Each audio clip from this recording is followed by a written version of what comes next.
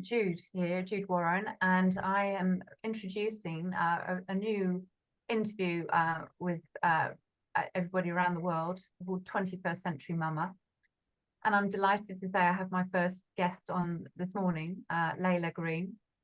So I'll just explain first of all, before I introduce Leila in a little bit more detail, why we feel mothers around the world feel this is an important conversation to be had.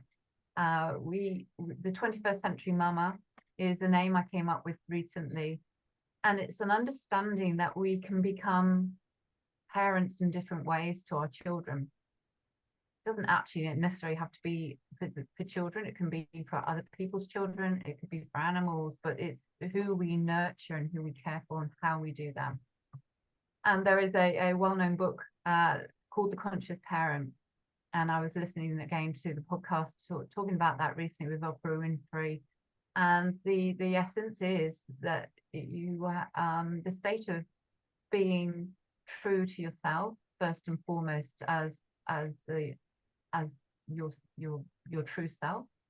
When you bring a child into the relationship, or when you birth a child, and it's obviously balancing the needs and the safety and the security of that child's well-being first and foremost, to make sure that they're safe and well, but then taking a step back from that to understand that that child is in your life and they are a spirit and a soul to themselves.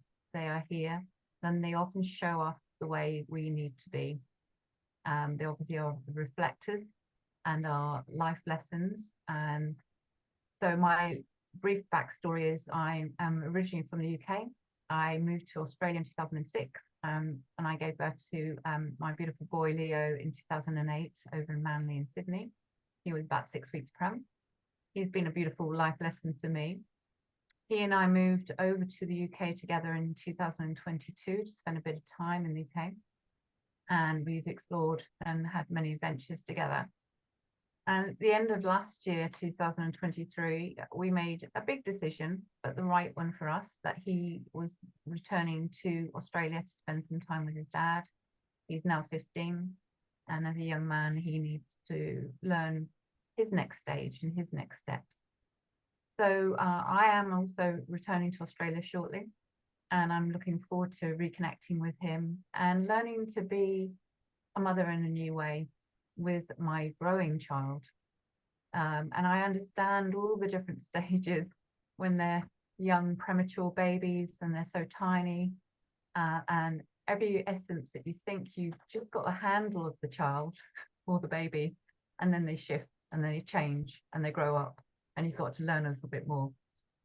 So every birthday I remember thinking, oh, I know my son well, and he always surprises me. And that's a continual gift and a continual learning.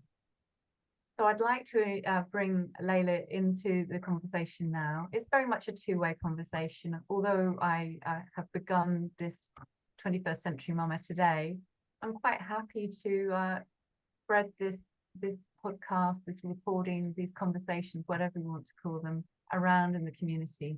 And it could be that Leila takes over the baton, and I'll explain why, if I can bring her into the mix this morning. Good morning, Leila. Thank you for joining 21st Century Mama. Well, thanks for having me. It's wonderful to be your first guest. Yeah, it's very exciting. And so I know a little bit about you. We've obviously had talk. We've been online in a very beautiful group called Divinely Prosper for some time now, and that's been beautifully held by our lovely friend Marcia O'Regan over in France. And a little bit about Leila. Her previous role as a businesswoman is in book publishing, Oxford graduate, and has become a mother in recent times to three very beautiful triplet boys who are now 2 years old, Leila. Is that right? They'll be 2 in July. 2 in July. And I don't want to repeat your story too much, so I'd like you just to introduce yourself in your own words, and then we can we can have the conversation from that. So over to you if you'd like to introduce yourself. Sure. Hi, everyone. I'm Leila Green, and I'm a triplet mama, which is very rare, and it was a complete shock. We'd lost two babies to miscarriages before we fell pregnant the third time. And at first, they told us they couldn't really see anything there, that it was likely ectopic, and sent me away with a very alarming leaflet. And then the next scan, they said it's twins, but given your age and your history, don't get your hopes up. And then at the third scan, where my husband had COVID, so he couldn't come and join us, they said there's actually 3 heartbeats. And that was a really amazing moment for us because we'd never got to the heartbeat stage in any of our previous pregnancies. And there were 3 little wondrous white blobs that have become my sons, against the odds really of having such a kind of crazy, rare, risky pregnancy. And now we're at the stage where they're nearly 2 and they're little lads and they're really strong and full of personality and starting to talk. And yeah, it's been a bit of a roller coaster. It's been everything from exhausting, challenging, sometimes soul destroying, also joyous, absolutely everything. And one of the reasons I've invited Leila today is because she's addressing a very important aspect of becoming a mum, is that we often feel guilty about looking after ourselves and our own well-being and putting the needs of our children or our partners first and foremost before our own needs. And it's a bit like the analogy of having the oxygen mask coming down. We have to look after ourselves first and foremost before we can obviously help others. And that includes our small children. Obviously, Leila's 3 are still very young and still have many needs. But within 24 hours of the day, there is, as she is showing and forging the way, time enough for you to give yourself that time back. Yeah. Would you like to explain what you're showing, how you're showing people to do that, Leila? Yeah, I think firstly, when you do have newborns, I'm sure even if you have one newborn, it's hectic. You're not sleeping. There's so much going on. You can't remember in my case, I couldn't remember who was changed last, who was fed last. Whether it was 3 a.m. or 3 p.m., it didn't make any difference because the same jobs needed doing. And me and my husband are kind of like in this zombie blur. And when you're in that stage, it's very easy to get exhausted. And after about 3 months, I reached a stage of exhaustion where I was really doubting my abilities as a mum because I was just so tired and I was drowsy and I was bumping into things and I was carrying these like tiny fragile babies that would probably die if I dropped them down the stairs. And I was like only half here. So I reached a point where I kind of thought this isn't sustainable. I've got to start looking after myself because I can't look after them. Like I could make a really bad mistake. Like I nearly gave the wrong baby a beta blocker. Wow. And the baby who was on that medication had been given it in Great Ormond Street under test conditions, observed everything. And in my tired blur, I really just gave it to the wrong baby. And it's like when you're operating like this is not high performance functioning, right? You know that. And it's kind of a bit scary that you could be performing so poorly. And that was a real wake-up call for me then. And I thought, actually, I want to try and do something about this because I'm worried that I'm not going to be fit to look after my babies if I continue this path of just burning myself out, giving them every drop of energy I have, even physically through breastfeeding, like every little ounce of me going into them. And I was becoming unwell as a result of that. And I couldn't really be a great mum for them because I was not a great anything at that point in time. So I really had to kind of shift my thinking around it not being a treat or an indulgence for me to be functioning at I wouldn't even say like high level, but like say medium to okay level. That's actually something that the whole family needs, and we are an organism. We're a web together. And if the key player, and let's face it, the mums are the key players, if the key player is in trouble and no one's helping them out, they need to stop and help themselves out, because it can't go on. And I remember saying to James, like, if I go down, we're all in trouble, because I don't know a single person in this world, not even a team of people, that could do what I do every day for these 3 babies. Like, we need me, you need me, they need me, I need me. And to kind of see it as that time for me to just get a lie in while someone else looked after them. Initially, all I wanted was sleep. I wasn't even doing yoga or running or listening to a nice audio or anything. At that point in time, I just needed some sleep. And just having other people around me who could just let me have a couple of hours, you know, that was just essential.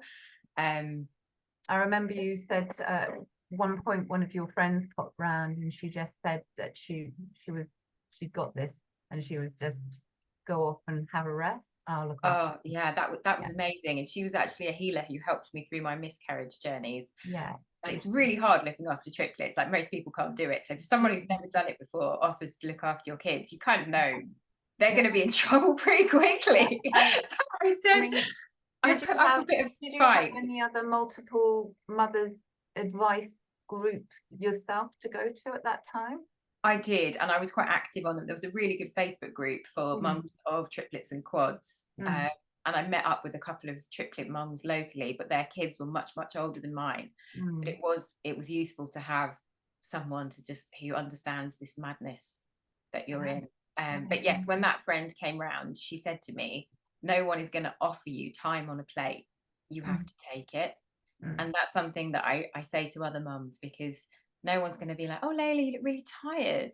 Maybe you might like to sleep for a bit while I look after your kids. Or, I know what you need, a spa day. No one's going to come along and say that to us. You know, we've got to make our case that you need me on my A game, and I can't be on my A game unless I get some time to look after my mental health, to look after my physical health, to look after my spiritual health.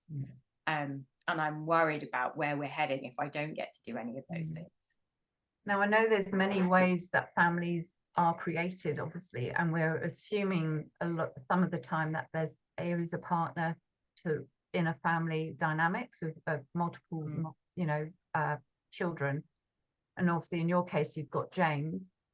So, I mean, there's obviously the single mums that are out there that are with multiple mums that need to obviously consider their network as well. It's you know, an even greater need to consider their community and their connections. Can you tell me how James responded initially when you talked about how you were feeling about your needs, and how you might have felt a bit guilty about, perhaps, or not maybe guilty, but the old patterns of behavior that were coming up, that you felt that you know how you shifted that and changed that? Yeah, I think, to be honest, it was more on me. And I think this is true of some other mums too. It's not other people saying you can't do that. It's us saying, oh, I shouldn't be doing that. I should be getting on with sterilizing bottles. I should be it's often not people around you. It's some block internally.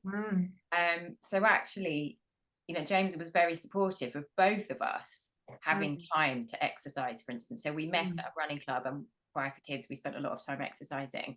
And even now, you know, we had a period where neither of us were really doing it, and it had an impact on both of our mental health. It had an impact on our relationship. It had an impact on this home. Like, it's not good. It's better for both of us to be keeping ourselves healthy. And he completely gets that. And I look after the kids while he does his tennis, or he'll look after them while I do my yoga. And we kind of make it work, because it's an important ingredient to general family harmony. But yeah, initially it wasn't him saying that you shouldn't be doing this. It was me feeling and even if someone is coming to help me, there's so much work to do. It's almost like, oh great, now there's 2 of us. One of us can look after the kids, and one of us can do all the cleaning, or sort out the kitchen, or sort out the laundry. So to just even when I had people helping, I still felt initially like I needed to be rolling my sleeves up and doing Yeah. stuff. Yeah. And to actually just say, I'm going to go for a walk on my own, felt like ridiculously luxurious. So that brings us around to the 4 pillars, the breakup thing that you've developed. Yeah.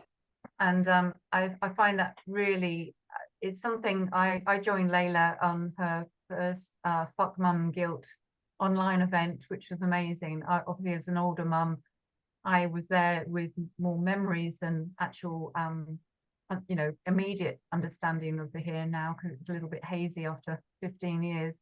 But it was really lovely to kind of connect with other mothers and other people that have other influences in the parenting arena.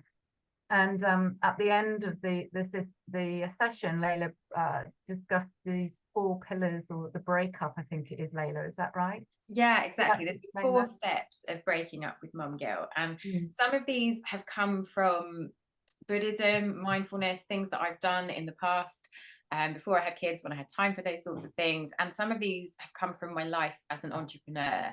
And so it's really a blend of both. So the first one is acceptance, not expectation.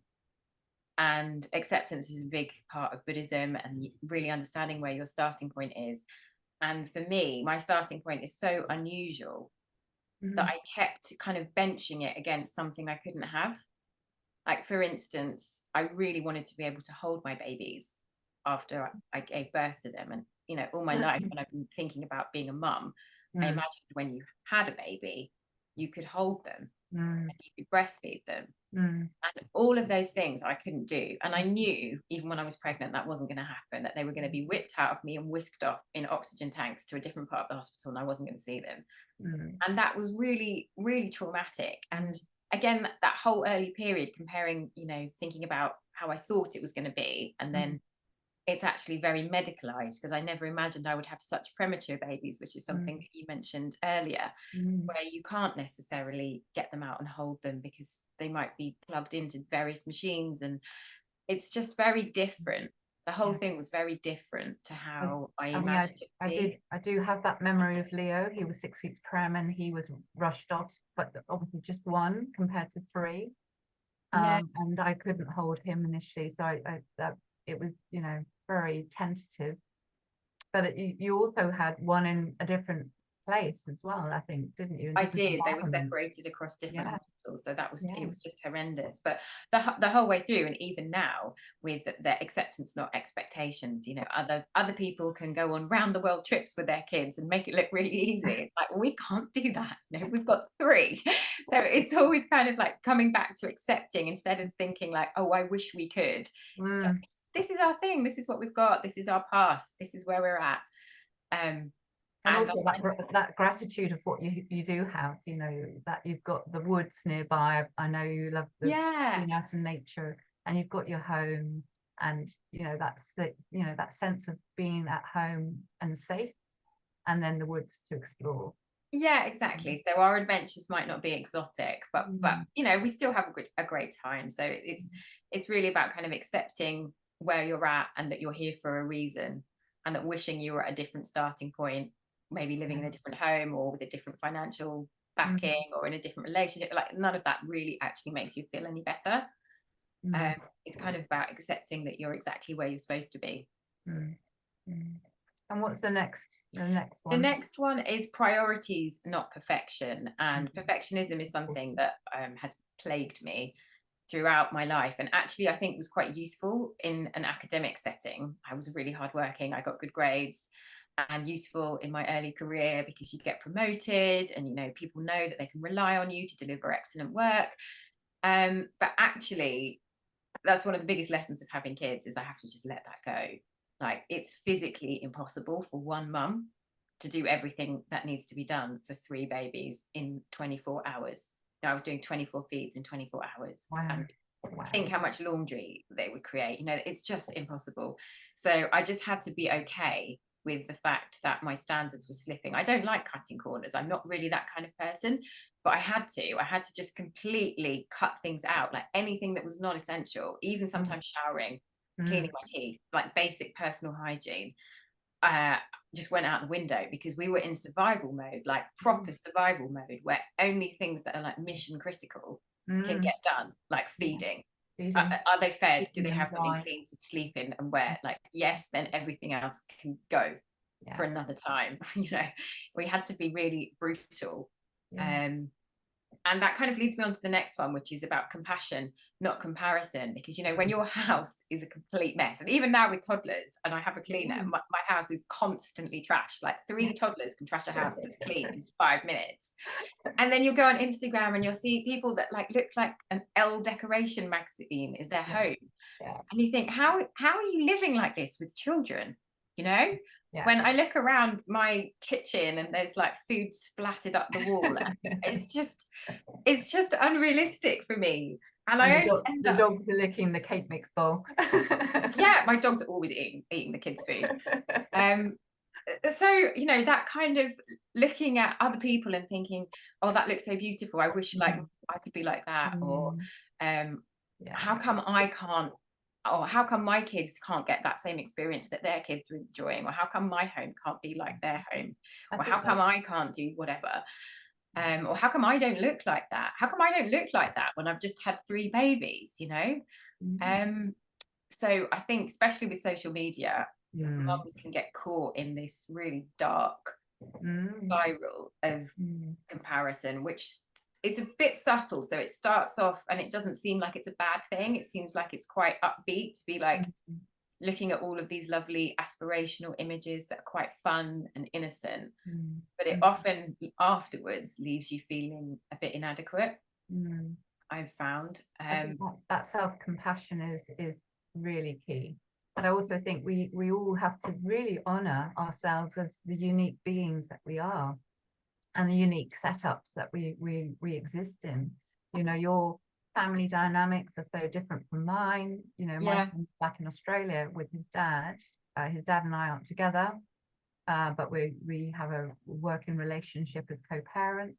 There is just so many different tangible ways to parent and co-parent and to be in family, isn't there? And it's particularly addressing that multiple young child baby area. It's that just understanding that you have that right to be who you want to be, that compassion for yourself, I think. And actually that leads into the next one, which is all about intuition over instruction, because just as you were saying then, we're all so different. Like even my identical twins are so different.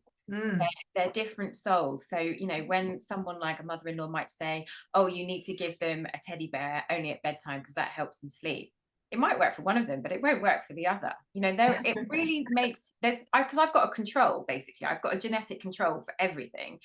So it makes you realize that there is no one size fits all. There is no golden solution that works for each child, because they're all individual souls and they're individual humans. And so are the mums. And what works for my family might seem really weird and unconventional and wacky to other people, and I get plenty of pushback, but it's what works in this setting. I'm not saying to everyone else they need to copy what I'm doing, but this is just what works for us. And I feel like mums, everyone should just get off mums' backs and let them do what works for them without all of this shoulds, like, oh, a good mum should do this, or a good mum should be able to juggle this and this and this and stand on her head. But it's like, it's just really important to know what works for you and to trust yourself. And it's quite hard, I think, in the beginning when you are a new mum, and it's also overwhelming and you feel like you don't know what you're doing. And there were very strong voices saying, hey, you should do it this way. Hey, you should do it that way. Hey, if you want to be a good mum, you need to buy this product. And it's bamboozling. You can't really hear yourself think. And you're so tired in all the noise that you're quite vulnerable at that point in time to being influenced by people who are generally well-meaning, but they're saying that you should do whatever they did, which it might have been in a different decade, in a different circumstance, with a different child, you know, with just a completely different scenario. So why do you expect that's going to work for me now when my life is so different? And You know, sometimes we don't even have the answers. We have to yeah, just trust our intuition and flow yeah. with it until we There's, get there. So there's the something, idea that someone external can tell us what to do and be right is just ridiculous. yeah. And there's something that comes back to the whole point of what I said at the beginning sometimes is when we slow down, when we're out in nature, our children can actually show us the way of what their actual needs are. And Yeah. when we were talking earlier, it's like each child, their bedtime might be completely different each day of the week, or the child, when they're growing, they expand and they change and they shift, you know, whatever they're exposed to or whatever their perceptions are. And it's just very interesting. I'm just going to bring in the very successful media publications that you've been very fortunate to be involved with recently. From the online events that you've been hosting, there's been some great publicity in national papers and magazines. Yeah. And obviously there is that feedback sometimes that can be quite detrimental, and it's an interesting one. It's a bit of a double-edged sword, isn't it? It is. And I think before you can kind of look at the specifics of the feedback, you just have to acknowledge that there is a huge amount of mum judgment in the world. Like, mums are a sanctioned target. There are so many keyboard warriors that would like to mum bash, basically. And surprisingly enough, even some mums do this to each other. You know, you can see, not just on my account, you can see other like mum Instagram accounts where people are saying things like, oh, why are you having kids if you feel like that? And yeah, there's just a lot of mum judgment out there. But, and if you put yourself above the parapet and you say, hey, I think it should be okay for mums to go to the gym. Hey, I think it should be okay for mums to look after their mental health, to get a therapist if they need it, to go to yoga if they need it, to get out in nature if they need it. That gets people's backs up, because there are certain elements of society that are like, no, mums don't deserve that. Mums should be back at home doing all the hard work. It's like, well, yeah, I am doing that too. But if you want me to keep doing that in the long term, I need to look after myself. And I'm a really passionate advocate of mums like not breaking up with that guilt and actually doing the things that they need to do that are good for them, that are good for their mental health, their physical health, their spiritual health. Because no one else is going to do that for you. It's a bit like getting your body back after pregnancy. Like, no one else is going to do that work for you. You've got to go to the gym, or you've got to go do whatever, dance, walk, whatever you enjoy to get that back. Like, no one else is going to do this for us. This is something that we're going to have to push for. And I'm pushing on behalf of all mums. Yeah, that's great. Yeah, and I think in the 21st century that we're very firmly in 2024, very firmly in the 21st century now. Women are more and more, I believe, coming together in celebration and collaboration with each other. Certainly the women that Leila and I are very fortunate to be connected to around the world, and are inspirational. And many of them are mothers, or mothers in different ways, and they are non-judgmental, and we're very fortunate for that. It's a very much a space that we can come forward. I don't personally believe I could have navigated sending my young son back for a period of about 6 months without him being in my life, without the enlightened unconditional love of the women around the world. And this is, I feel, the essence of 21st century mama, leading the way, that we need to be kind and collaborate with each other and connect in community. And that real face-to-face community, I think that Leila is beginning to wherever she is in her geographical area, I feel there's ways that us women can be, in face-to-face person events as well as online events, really make a difference in each other's lives, so that we don't feel isolated. I think that element of community is really important, and I did feel very isolated.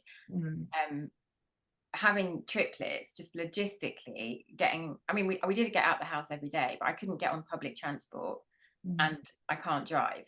So, you know, there's elements of like, you know, other things that other mums are meeting up to do at a park that's not quite walking distance means I can't do it. And also my experience was so different from what my friends who had single babies were going through. Or if you go to a baby event or a class or a session or something, you know, other mums are hanging back to have a coffee together afterwards, and I'm like chasing after three that climbing out the windows, or like in the office, or getting something out of the bin. You know, you don't really have that kind of time to chat, and I feel like it is really missing. So I feel community is where I'm going. I've started with my Facebook group, and I'm really going to try and build that out and make that a judgment-free space, because as we referenced before, you know, we all need to be kind to each other, and a place where people can come and feel empowered. And perhaps they might be thinking, oh, I'd love to do this thing for myself, but I feel guilty, so I'm not going to do it. And then they can come into the group and everyone will be like, and then they can come back and show us what they've done. So we can really champion each other. Yeah, absolutely, champion each other. That's very much it. Right, well, I think that's most of it. I mean, we could carry on and talk for a lot longer, Leila, but I think we'll probably begin to wrap things up, if that's okay now. But it's we'll obviously put Leila's connections, her Facebook group of Mum Guilt on there, and her web pages that she's think you can connect with her. And we'll put this recording out onto various channels.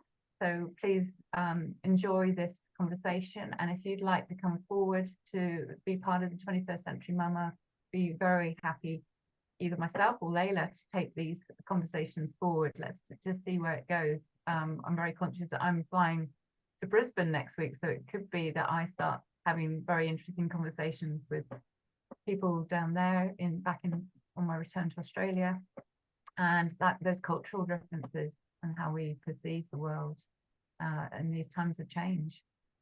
So is there any last word of advice that you'd like to share for the 21st century mamas out there, Leila? What would be one thing you'd offer? I think it's the thing I mentioned earlier, that no one is going to offer you this on a plate. You have to take back that time for yourself and see it not as a selfish thing, but actually something that improves the overall health of your family organism. Yeah. Ask and you shall receive. Yeah. That's great. Thank you so much for your time. Real pleasure to meet and connect. Thank you, Leila. Thank you, everyone. Yeah, thank you. Bye. Bye.